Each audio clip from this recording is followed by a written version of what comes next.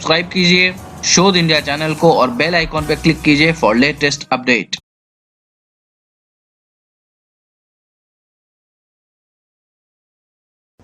नमस्कार दोस्तों, मेरा नाम है आदित्य कश्यप त्रिपाठी और आज मैं इस YouTube चैनल के माध्यम से आप लोगों से एक बहुत ही महत्वपूर्ण बात पर चर्चा करने जा रहा हूं। ये चर्चा आज के समय में मैं देख रहा हूं सोशल मीडिया पर काफी ट्रेंड कर रहा है। फेसबुक, ट्विटर, व्हाट्सएप, इन सभी के माध्यम से लोगों के मन में बहुत सारे प्रश्न आ रहे हैं और मैं ये भी देख रहा हूं कि इन प्रश्नों के गलत उत्तर लोगों तक पहुंच रहे हैं।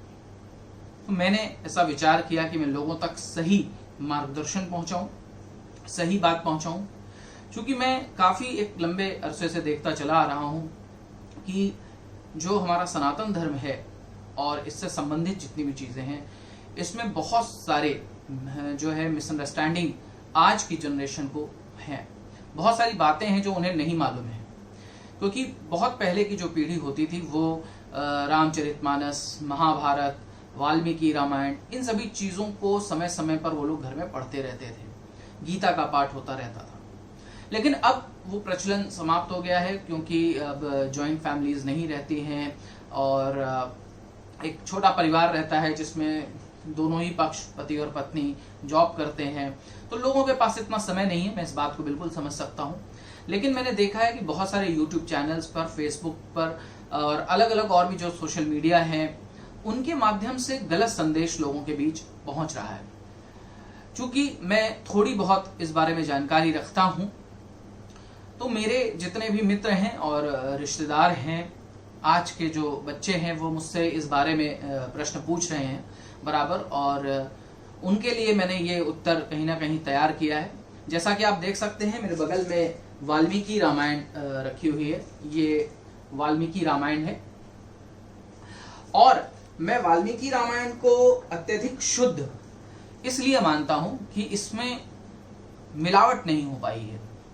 इसमें, क्योंकि ये संस्कृत में थी, तो इस वजह से इसमें अत्यधिक मिलावट नहीं हो पाई और इसमें बहुत शुद्धता है। तो जैसा कि आजकल बहुत चर्चा में चल रहा है उत्तरकांड, इसमें दो चीजें हैं।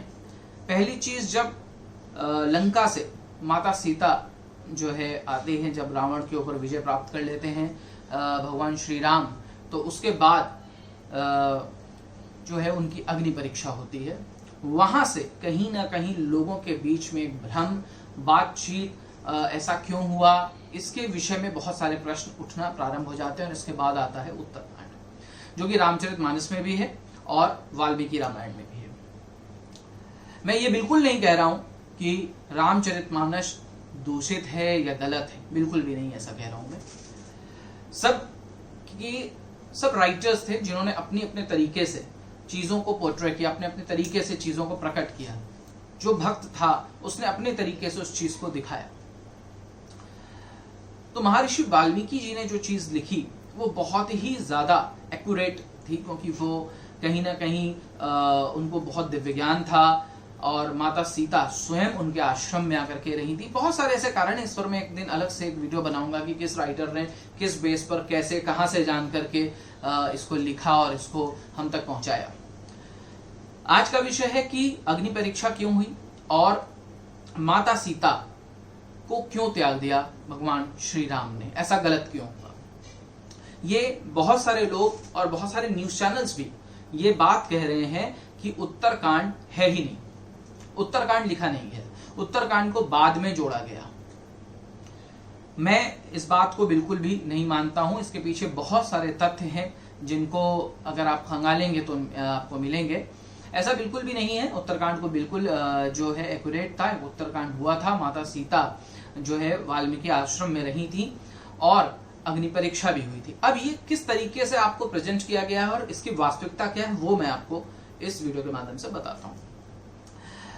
अग्नि परीक्षा लेना भगवान राम के लिए बहुत जरूरी था, क्योंकि भगवान राम एक राजा थे, मर्यादा पुरुषोत्तम राम थे, उसके साथ साथ एक राजा थे, उनकी प्रजा थी, बहुत सारे लोग थे जिन्हें उन्हें उत्तर देना था।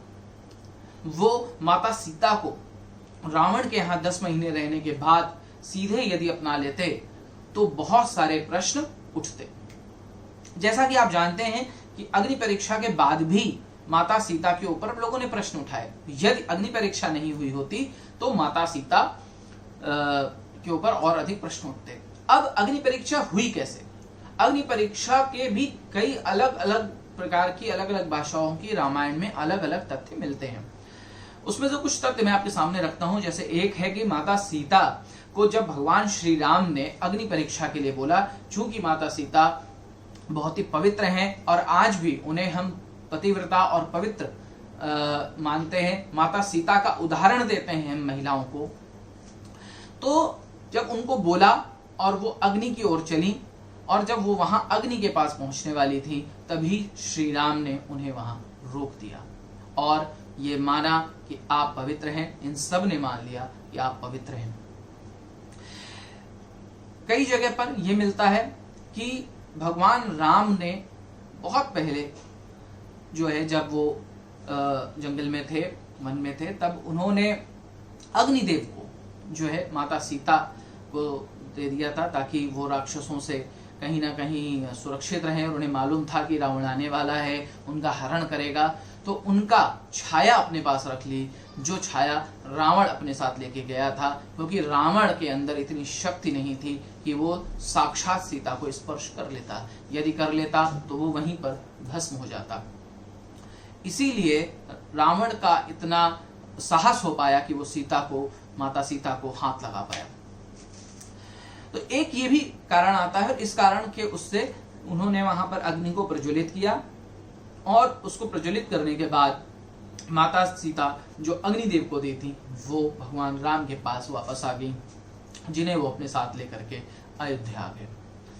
अब यहां पर बात करते हैं कि माता सीता का परित्याग क्यों किया भगवान राम ने। इसके पीछे भी कई तथ्य माने जाते हैं, कई सारे कारण माने जाते हैं, जिसमें से एक कारण ये माना जाता है कि जब इस तरीके के वीडियोस भी आपको बहुत सारे मिल जाएंगे इस पर, कि जब सीता माता छोटी थी तो उन्होंने एक तोता और एक तोती को कुछ आपस में भगवान राम के बारे में बात करते सुना और उन्हें बहुत अच्छा लगा और वो उन्हें ले आई, जिसमें से नर तोते को उन्होंने उड़ा दिया और मादा तोते को रख लिया। मादा तोता गर्भवती थी। उसके बाद जब उसने प्राण त्यागे तो उसने भी माता सीता को श्राप दे दिया कि तुमने जैसे गर्भावस्था में मुझे अपने पति से दूर रखा, इसी प्रकार तुम भी गर्भावस्था में अपने पति का वियोग जो है झेलोगी। दूसरा एक तथ्य आता है भृगु ऋषि का, जिसे आपने देखा भी होगा अभी उत्तर रामायण में, कि भृगु ऋषि की जो पत्नी थी उन्होंने एक बार राक्षसों को बचाने के लिए भगवान श्री विष्णु के सुदर्शन को रोक दिया था अपने तपोबल से, अपने पुण्य प्रतापों से। तो भगवान श्री हरि विष्णु ने उनको बोला कि हे माता, आपने इन दैत्यों के लिए, जो कि दुराचारी है, मांसाहार का सेवन करते हैं, ऋषियों को मारते हैं, हवन और यज्ञ नहीं होने देते हैं, माता आपने ऐसे राक्षसों के लिए मेरे सुदर्शन को क्यों रोक दिया? आप ने अपने पूरे जीवन का तपोबल, आपने कितना पूरे जीवन में कितनी बार व्रत रहे होंगे, तप किया होगा, पूजन पाठ किया होगा, उस संपूर्ण तप का इस्तेमाल आपने इस तरीके से कर दिया। वहां पर दोनों लोगों की बातचीत होती है और भृगु ऋषि की जो पत्नी है वहां पर वो भगवान विष्णु से निवेदन करती हैं कि मैंने तो अभी प्रण लिया है, मैं सुदर्शन के आगे से नहीं हटूंगी। और कहीं पर कहते हैं कि भगवान विष्णु ने उनका सर काट दिया था अपने सुदर्शन से, कहीं पर ये कहते हैं कि भगवान विष्णु ने उन्हें अपने लोक में बुला लिया था। तो इस तरीके की चीजें आती हैं जहां पर भृगु ऋषि उन्हें श्राप देते हैं भगवान विष्णु को कि आप जब नर रूप में आप जन्म लेंगे तो आपको भी पत्नी का वियोग देखना पड़ेगा। एक और कहानी यहाँ पर आती है नारद मुनि की, कि नारद मुनि एक बार भगवान विष्णु की माया में आ गए और उन्होंने स्वयंवर में चले गए, जहां पर उन्होंने बोला कि मुझे हरि जैसा मुख चाहिए। वहां पर एक वानर भी था और शब्दों में हर चीज को हरि बोला जाता है। भगवान ने तथास्तु बोला। जब वो वहां पर गए, मैं बहुत शॉर्ट में कहानी बता रहा हूँ, मैं आपको बोर नहीं करना चाहता हूँ। जब नारद मुनि वहां स्वयंवर में गए और बार बार राजकुमारी के आगे जाते थे, तो राजकुमारी डर जाती थी क्योंकि उनका जो चेहरा था वो वानर जैसा था। वहां पर भगवान विष्णु के दिए हुए वरदान के अनुसार उनका मुख वानर का हो गया था। जब वो वहां से आ रहे थे तो उन्होंने जल में अपनी परछाई देखी और अपने मुख को देखा और वो अत्यधिक क्रोधित हुए और उस माया के उसमें उन्होंने भगवान विष्णु को श्राप दे दिया कि जब आप नर रूप में जन्म लेंगे तो आप मर्यादा पुरुषोत्तम होंगे, मर्यादा में बंधे हुए पुरुष होंगे, आपके पास कोई भी एक्स्ट्राऑर्डिनरी पावर नहीं होगी। और जिस प्रकार आज आपने मुझे एक नारी से वियोग में डाला है, उस प्रकार आप भी नारी से वियोग में जाएंगे और यही वानर आपकी जो है मदद करेंगे, यही वानर होंगे जो आपकी हेल्प करेंगे और एक वानर होगा जो आपकी मदद करे। तो इस तरीके से बहुत सारी कहानियां, बहुत सारी चीजें इसमें आके जुड़ती हैं, बहुत सारे कारण जुड़ते हैं। तो मेरा निवेदन है, जो आज की जनरेशन है, जो आज के लोग हैं और जो भ्रमित हैं, वो इस बात पर बिल्कुल भी ना आए कि जो उत्तरकांड लिखा गया है वो नहीं लिखा गया था या गलत लिखा गया है, उसमें मिलावट है। बिल्कुल इन बातों को आप मत मानिए, जो लिखा है उसे आप मानिए, उसको आप फॉलो कीजिए, क्योंकि भगवान राम की वो लीला थी, उसके पीछे बहुत सारे कारण थे।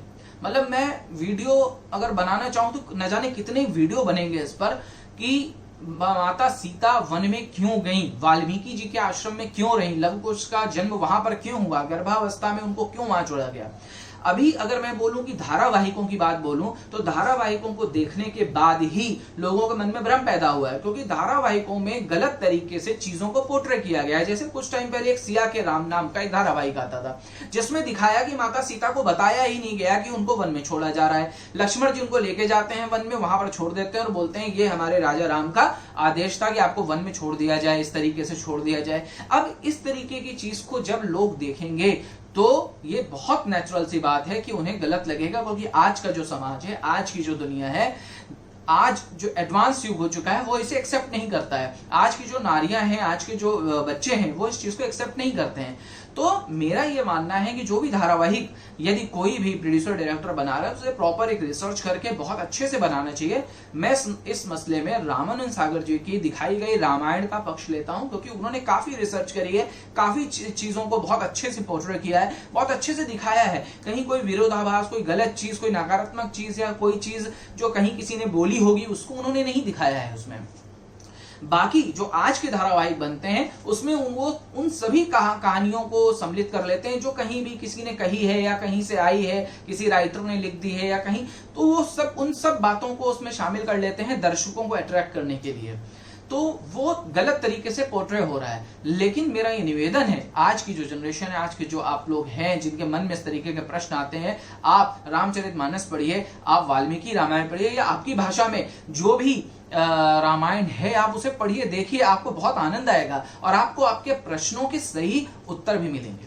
तो मैं इस चैनल के माध्यम से आप लोगों से अब जुड़ा रहूंगा और मैं सिर्फ रामायण ही नहीं, रामायण, महाभारत, वेद, इन सब पर आपके साथ एक चर्चा करूंगा। यदि आपके मन में कोई प्रश्न है तो आप बिल्कुल कमेंट बॉक्स में जाकर के आप मुझसे प्रश्न पूछिए, मैं आपके प्रश्न पर भी वीडियो बनाऊंगा। अगर आपके प्रश्न है कोई ऐसा, मुझे लगता है कि हाँ ये टॉपिक रह गया या ये बात रह गई, तो डेफिनेटली मैं उस पर वीडियो बनाऊंगा।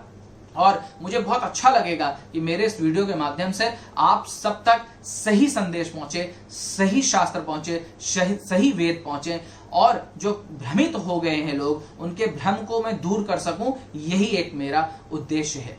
तो इसी के साथ मैं यहां पर विदा लेता हूं। नमस्कार।